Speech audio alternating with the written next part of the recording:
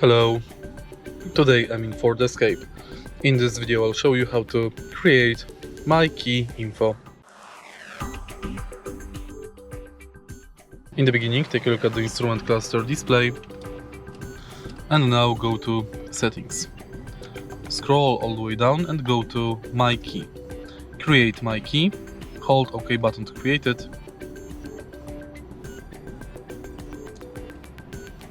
And now you can adjust the profile. You can enable traction control. You can set max speed for your key. You can set speed warning and enable volume limiter or clear my keys. If you find this video helpful, please click, like, comment and subscribe.